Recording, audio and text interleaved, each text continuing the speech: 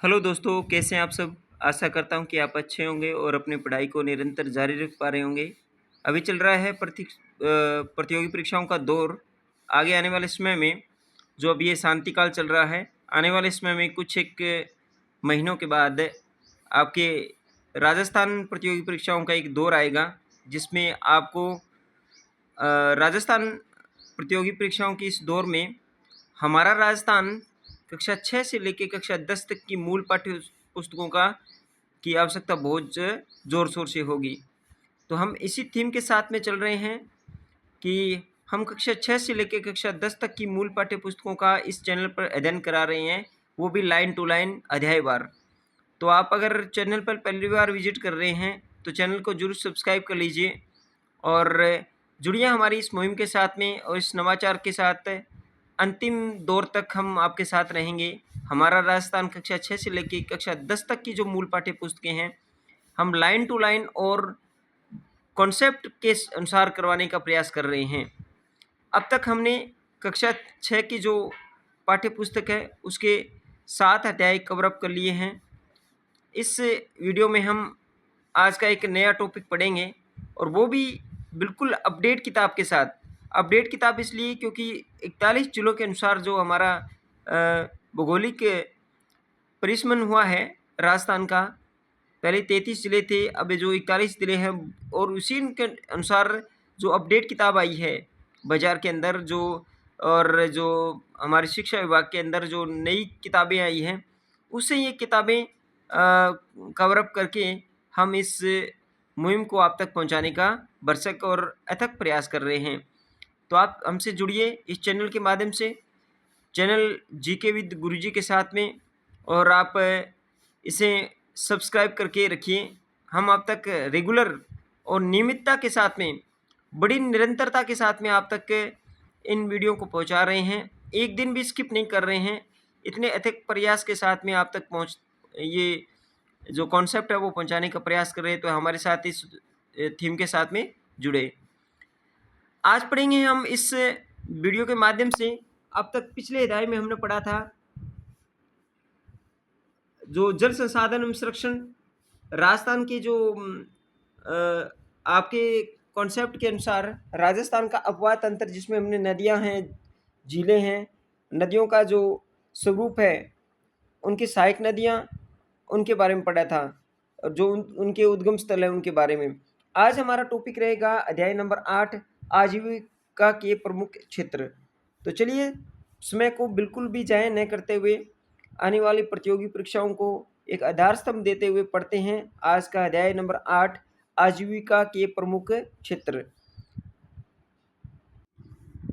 इस टॉपिक में हम आजीविका के प्रमुख स्रोत जो क्षेत्र पढ़ रहे हैं, उसमें राजस्थान की जो कृषि है, ये टॉपिक हमारे राजस्थान की कृषि इस प्रकार से आपके कॉन्सेप्ट में रहेगा। तो इसे ज़रूर पढ़िएगा और स्किप मत कीजिएगा, इस वीडियो को पूरा देख के जाइएगा। तो पढ़ते हैं आज के इस टॉपिक को। राजस्थान में कृषि। राजस्थान का 60% क्षेत्र भूभाग है वो मरुस्थल है। यहाँ अधिकांश कृषि मानसून की वर्षा पर निर्भर है। अतः राजस्थान की कृषि को मानसून का जुआ कहा जाता है। देखिए, ये जो मैंने हाईलाइट कर रखा है, इसे रिकमार्क कर रखा है, इसे भी आप बढ़िया तरीके से नोटबुक लेके बैठिएगा। जब भी हमारा जो ये वीडियो आए तो आप इसे नोटबुक और रोक रोक के ये प्रश्न बना सकते हैं। तो यहाँ वर्ष भर में 3 प्रकार की फसलें ली जाती है। देखिए, मोस्ट इम्पोर्टेंट फैक्ट है, पहली फसल है रबी की फसल। आपके राजस्थान कृषि से संबंधित टॉपिक है और उसमें इस प्रकार के प्रश्न बन रहे हैं। रबी की फसल। रबी की फसल की बुआई सर्दी प्रारंभ होने पर। देखिए, मैंने एक ट्रिक तैयार कर रखी है कि रबी एक लड़के का नाम है और रबी को बहुत ज़्यादा सर्दी लगती है। इस तरह से मैंने ट्रिक तैयार कर रखी है ताकि आप कंफ्यूज ना हो कि रबी की फसल है वो किस मौसम में बोई जाती है। रबी की फसल की बुआई सर्दी आरंभ होने पर की जाती है तथा गर्मी आरंभ होने पर मार्च अप्रैल में कटाई की जाती है। गेहूं, जौ, चावल, चना, सरसों आदि की फसलें हैं, ये जो रबी की फसलें हैं। गेहूं, जौ, चावल, चना, सरसों, ये सभी फसलें वो रबी की फसलें कहलाती है। अब बात करते हैं दूसरी फसल क्योंकि राजस्थान में मुख्यतः 3 प्रकार की फसल बोई जाती है। खरीफ की फसल वर्षा ऋतु, मानसून आता है ना जब हमारे यहाँ जुलाई के अंत में और जून के अंत में और जुलाई के शुरू के अंदर जो राजस्थान में जो बारिश होती है उस समय खरीफ की फसल वर्षा ऋतु के आरंभ में बोई जाती है और शीत ऋतु में के आरंभ में से काट ली जाती है। इसमें मुख्य फसलें कौन कौन सी है? मुख्य फसलें हैं देखिए, ज्वार, बाजरा, मूंग, कपास, गन्ना और मूंगफली और तिल। मूंगफली के बारे में प्रश्न पूछा गया है, गन्ना के बारे में प्रश्न पूछा गया है कि गन्ना कौन सी फसल है, खरीफ की फसल है, मूंग कौन सी फसल है, ज्वार कौन सी किस्म की फसल है, तो वो खरीफ की फसल है। अब बात करते हैं जायद फसल की। यह फसल मार्च अप्रैल से जून जुलाई तक ली जाती है। इस समय खरबूज, तरबूज, ककड़ी आदि उगाए जाते हैं। मार्च अप्रैल से जून जुलाई के दौरान जो फसल ली जाती है उसे जायद की फसल कहते हैं। अब आगे बढ़ते हैं। राजस्थान में कृषि के पिछड़ेपन के कारण क्या है? कुछ एक कारण है, जैसे प्राकृतिक कारण जो कि सबसे इम्पोर्टेंट है, बार बार सूखा, रेतीली, उष्ण और बंजर भूमि, मृदा अपरदन इसका मुख्य कारण हो सकता है। मैं इन पाठ्य पुस्तकों को लाइन टू लाइन क्यों करवा रहा हूँ, इसका एक कारण और एक उद्देश्य है, क्योंकि जो आरपीएससी और कर्मचारी चयन बोर्ड ने है जो अपना पैटर्न चेंज किया है राजस्थान जीके से संबंधित, वो लाइन टू लाइन किसी भी अध्याय से, किसी भी कक्षा के किसी भी अध्याय से वो प्रश्न पुट आउट कर रहा है। इसलिए हम इन चीज़ों को स्किप न करते हुए इन पाठ्य पुस्तकों को लाइन टू लाइन पढ़ने का प्रयास कर रहे हैं। आप भी हमारी इस मुहिम के साथ में जुड़े रहें और अपनी सफलता को सुनिश्चित करने का प्रयास करें। आर्थिक कारण क्या है?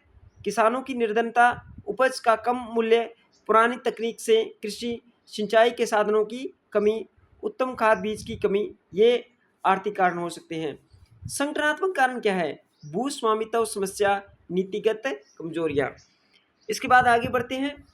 राजस्थान में कृषि की विशेषताएं पढ़ लीजिए, प्रश्न बन सकता है। कथनीय प्रश्न बहुत बार आ रहे हैं, तो राजस्थान में कथनीय प्रश्न से संबंधित जो एग्जाम में आते हैं वो इस तरह के प्रश्न ही पुट आउट होते हैं, क्योंकि आपको कॉन्सेप्ट क्लियर करके ही जाना पड़ेगा एग्जाम अकॉर्डिंग। देश में पहला पढ़ते हैं, देश में सर्वाधिक बाजरा, सरसों, ग्वार का उत्पादन राजस्थान में होता है। देखो ये हिंट दे रहा है कि राजस्थान में बाजरा, सरसों और गंवार इन तीनों में प्रथम स्थान है राजस्थान का। गुजरात के पश्चात राजस्थान भारत में मूंगफली उत्पादन में दूसरे स्थान है। बिल्कुल ही अपडेट किताब है 2026 की, जो नया संस्करण है उसकी किताब है ये, तो आप इसे बढ़िया तरीके से अपने नजरिए में रखिएगा। पढ़ते हैं अगला तीसरा टॉपिक है, पश्चिमी राजस्थान में बाजरा सर्वाधिक। देखिए पश्चिमी राजस्थान में बाजरा सर्वाधिक उगाया जाता है। दक्षिणी राजस्थान में खाद्यान्न फसलों में मक्का की खेती प्रमुख होती है। एक एक लाइन इंपॉर्टेंट है, एक एक वाक्य इन पाठ्य पुस्तकों का, आरबीएससी मूल पाठ्य पुस्तकों का एक एक वाक्य मोस्ट इंपॉर्टेंट है, इसे स्किप मत कीजिएगा। राज्य में श्रीगंगानगर जिला गेहूं उत्पादन में प्रथम स्थान है। बिल्कुल ही अपडेट आंकड़ा है कि राज्य में गंगानगर जिला गेहूं उत्पादन में सर्वप्रथम है। पश्चिमी राजस्थान में इंदिरा गांधी नहर से करीब 17.5 लाख हेक्टेयर सिंचाई सुविधा का विकास हुआ है। ये देखिए प्रश्न पुट आउट हो सकता है यहाँ से। सिर्फ 35% पश्चिमी क्षेत्र में सिंचाई सुविधा उपलब्ध है। राजस्थान के 35% क्षेत्र में, पश्चिमी क्षेत्र में सिंचाई सुविधा उपलब्ध है। कुल सिंचित क्षेत्र के 66% क्षेत्र की सिंचाई कुएं और नलकूप से होती है। देखिए मोस्ट इंपोर्टेंट फैक्ट है, राजस्थान का प्रश्न बनेगा कि राजस्थान में कुल सिंचित क्षेत्र का कितना प्रतिशत सिंचाई कुएं और नलकूप से होती है, तो वो 66%। ये फैक्ट क्वेश्चन है, आंकड़े प्रश्न पूछे जा रहे हैं। नहरों द्वारा राजस्थान में कितने प्रतिशत बारिश नहरों द्वारा करीब कितने प्रतिशत राजस्थान में सिंचाई की जाती है? 33%। 66% है वो किससे की जाती है? कुएं और नलकूप से।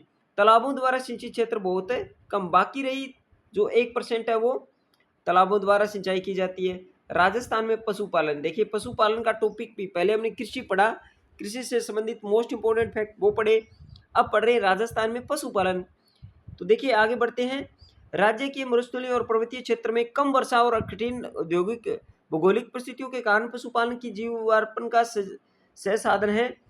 इन क्षेत्रों में कृषि के अवसर और सीमित हैं, औद्योगिक रोजगार के अवसर भी प्राप्त नहीं है। ऐसी स्थिति में ग्रामीण लोगों के द्वारा पशुपालन से रोजगार साथ साथ में आवश्यकता है कई वस्तुएं प्राप्त हो जाती है। पशुपालन देखिए मैंने हाईलाइट कर रखा है। पशुपालन की दृष्टि से राजस्थान का देश में कौन सा स्थान है? पशुपालन की दृष्टि से राजस्थान का देश में दूसरा स्थान है। राजस्थान में भारत का लगभग 11.27% पशुधन पाया जाता है। राजस्थान में भारत का अपडेट है बिल्कुल 2026 के अनुसार, तो आप इसे नोट डाउन करते जाइएगा। आप जब भी मेरी किताब ये क्लास देखो तो उस समय अपनी जो एक नोटबुक है साथ में रखिएगा, और इस प्रकार के प्रश्न वो जैसे आज का हमारा अध्याय 8 है, तो अध्याय 8 नंबर डाल के हेडिंग डाल के आप अध्याय 8 से जितने भी प्रश्न बनते हैं उसे आराम से वीडियो रोक रोक के अपने इन प्रश्नों को नोट डाउन के रूप में और बढ़िया तरीके से सहज तरीके से अपने नोट्स बना सकते हैं। राजस्थान में भारत का लगभग 11.27% पशुधन पाया जाता है। मरुस्थलीय और पर्वतीय क्षेत्र के अलावा संपूर्ण राजस्थान में अधिकतर किसान खेतों के साथ साथ पशुपालन भी करते हैं। राजस्थान में पालतू पशु कितने हैं? आगे बढ़ते हैं। पशुपालन की दृष्टि से राजस्थान में गाय, बैल, भैंस, बकरी, ऊंट, भेड़, घोड़े, गधे आदि पाले जाते हैं। राजस्थान में मरुस्थलीय प्रदेश में ऊंट, बकरियां और भेड़ पालन बहुतायत से किया जाता है। राजस्थान की 20वीं पशु गणना, राजस्थान में अब तक कौन सी पशु गणना हुई है? राजस्थान में 20वीं पशु गणना 2019 के अनुसार ऊंट और गधों की संख्या में चिंताजनक कमी आई है। ये प्रश्न इस तरह से बना सकता है, 20वीं पशु गणना 2019 के अनुसार राजस्थान में गधों और ऊंटों की संख्या में चिंताजनक कमी आई है। ये आपसे प्रश्न कैसे बनाएगा? ये कथनीय प्रश्न पूछ सकता है। भेड़ बकरियों की संख्या में कमी आई है, देखो भेड़ बकरियों की कमी आ चुकी है। गाय भैंसों की संख्या में मामूली वृद्धि हुई, देखिए मोस्ट इंपोर्टेंट फैक्ट बन रहा है, गाय और भैंसों की संख्या में मामूली वृद्धि दिखाई देती है। राजस्थान में मुर्गी पालन, पोल्ट्री फार्मिंग का व्यवसाय भी तेजी से बढ़ रहा है। राजस्थान में पशुपालन, ये आप चित्र यहाँ छाया चित्र देख सकते हैं। इसके बाद आगे बढ़ते पशुपालन से लाभ, तो आप इसे पशुपालन से ग्रामीण लोगों को रोजगार मिलता है और पशुओं पर आधारित उद्योगों का विकास होता है। इस व्यवसाय से पौष्टिक आहार, घी, मक्खन, छाछ, दही आदि प्राप्त होते हैं। डेयरी, ऊन, परिवहन, चमड़ा, चारा आदि उद्योगों के विकास को प्रोत्साहन मिलता है। इसके अलावा बड़े पैमाने पर पशु उत्पादकों को विदेशों में भी निर्यात किया जाता है। देखिए हाल ही में कल या परसों एक स्टेटमेंट जारी हुआ था राजस्थान में, जो डीपीसी, राजस्थान में डीपीसी का मैटर चल रहा है। आने वाले एग्जाम में, आने वाले समय में आपको एक बड़ी भर्ती देखने को मिल सकती है, रीट की महत्वपूर्ण भर्ती, जो राजस्थान की प्रसिद्ध और फेमस भर्तियों में से एक है। रीट की भर्ती प्रतियोगी परीक्षा होने वाली है, तो आप इसे बढ़िया तरीके से और सही तरीके से इन क्लासों को देखिए, हमारे साथ जुड़िए इस मुहिम के साथ में, और चैनल को जरूर सब्सक्राइब करके रखिएगा। आप तक इस प्रकार की अपडेट क्लासें पहुंचाने का हम भरसक प्रयास करेंगे। अंतिम दौर तक आपके साथ बने रहेंगे जब तक आपका एग्जाम करेक्ट न हो जाए। राजस्थान में खनन, अब पढ़ते राजस्थान में खनन।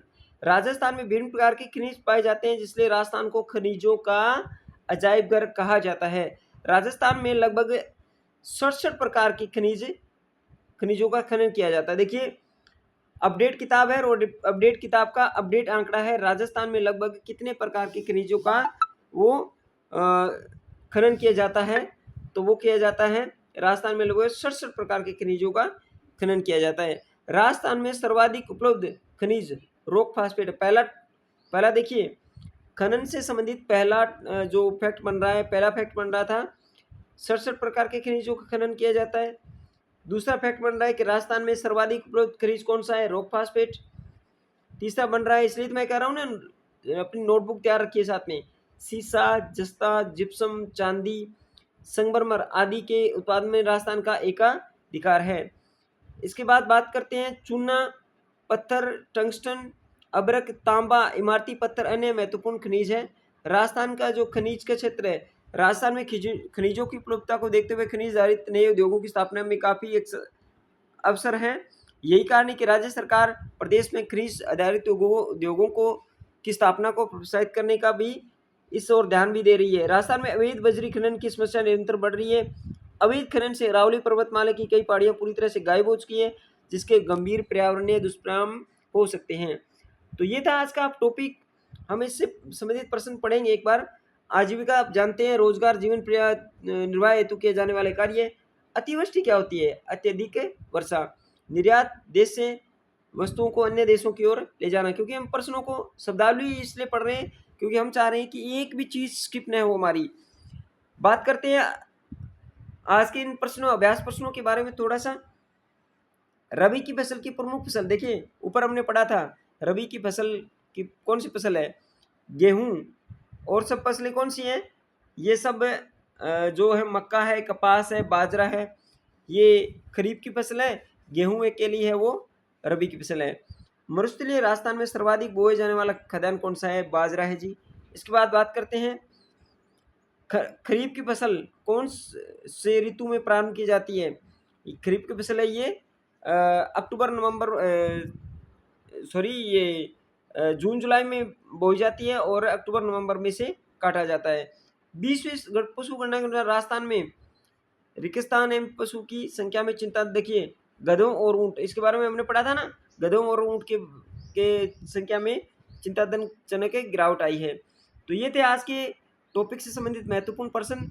और इस टॉपिक से संबंधित हमने बहुत कुछ ऐसे फैक्ट पढ़े, नए अपडेट फैक्ट पढ़े। आशा करता हूँ कि वीडियो अच्छा लगा होगा। अगर अच्छा लगे तो लाइक कीजिएगा, शेयर भी कीजिएगा और चैनल को जरूर सब्सक्राइब करके रखिएगा, क्योंकि हम पढ़ा रहे हैं कक्षा 6 से लेकर कक्षा 10 तक की मूल पाठ्य पुस्तकों को लाइन टू लाइन पढ़ाने का पूर्ण प्रयास कर रहे हैं। इसके बाद भी हम कुछ ऐसे नवाचार हैं, आप हमारे चैनल से जुड़े रहेंगे तो हम आपको ज्योग्राफिकल फैक्ट और राजस्थान इतिहास से संबंधित कुछ एक दिनों में एक नया नवाचार लेके आने वाला है आपके सामने। बहुत सारी चीज़ें हैं वो पुट आउट होने वाली हैं। तो आप हमारे इस चैनल के साथ में और इस मुहिम के साथ में जुड़े रहिए, आपको इससे कुछ न कुछ सीखने को जरूर मिलेगा। इसी थीम के साथ कि हम हर रोजाना एक नई चीज़ सीख के इस चैनल के माध्यम से निकलेंगे। आज की वीडियो में इतना ही, मिलते हैं नेक्स्ट टॉपिक के साथ एक नई ऊर्जा के साथ। तब तक के लिए धन्यवाद।